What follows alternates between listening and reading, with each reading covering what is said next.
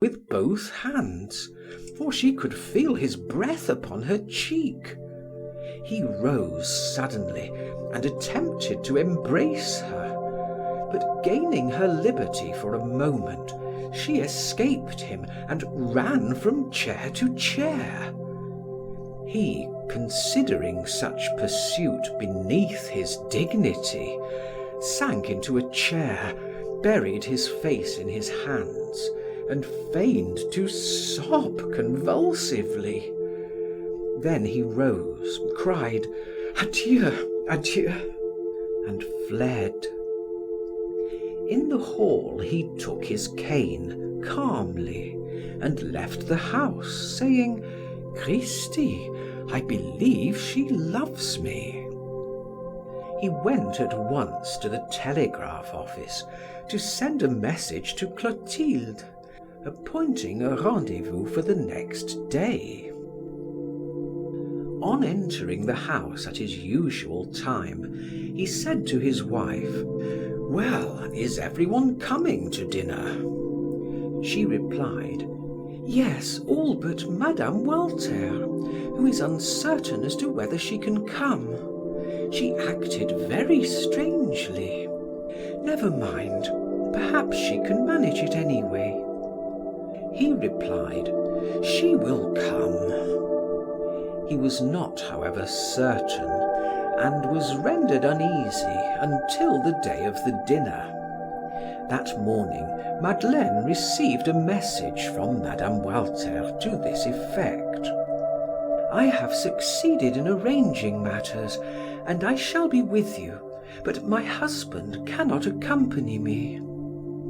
Duroy thought, "I did right not to return there. She has calmed down." Still, he awaited her arrival anxiously. She appeared very composed, somewhat reserved and haughty. He was very humble, very careful and submissive. Mesdames Laroche-Mathieu and Rissolin were accompanied by their husbands. Madame de Marelle looked bewitching in an odd combination of yellow and black. At Duroy's right sat Mme. Walter, and he spoke to her only of serious matters, with exaggerated respect. From time to time he glanced at Clotilde. "She is really very pretty and fresh-looking," thought he, but Mme. Walter attracted him by the difficulty of the conquest. She took her leave early. "I will escort you," said he. She declined his offer.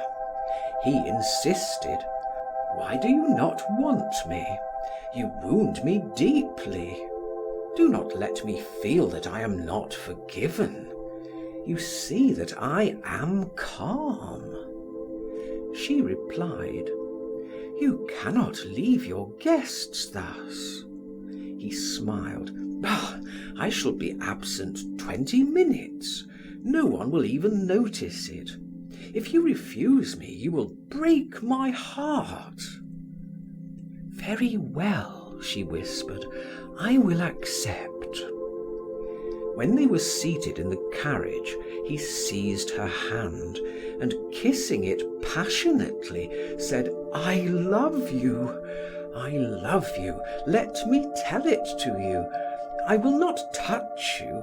I only wish to repeat that I love you."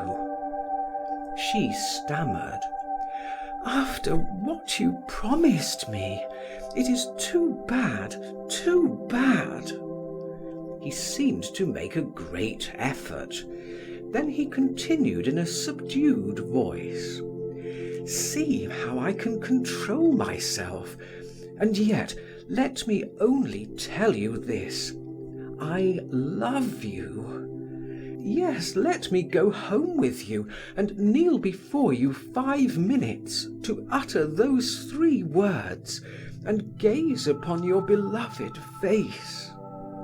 She suffered him to take her hand and replied in broken accents: "No, I cannot. I do not wish to. Think of what my servants, my daughters would say. No, no, it is impossible." He continued: "I cannot live without seeing you, whether it be at your house or elsewhere. I must see you for only a moment each day, that I may touch your hand, breathe the air stirred by your gown, contemplate the outlines of your form, and see your beautiful eyes." She listened tremblingly to the musical language of love, and made answer: "No, it is impossible. Be silent."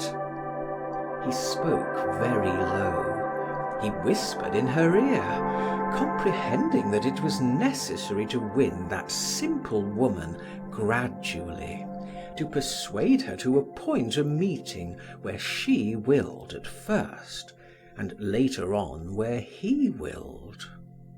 "Listen, I must see you. I will wait at your door like a beggar. If you do not come down, I will come to you, but I shall see you tomorrow." She repeated: "No, do not come. I shall not receive you. Think of my daughters." "Then tell me where I can meet you. In the street, it matters not where. At any hour you wish, provided that I can see you.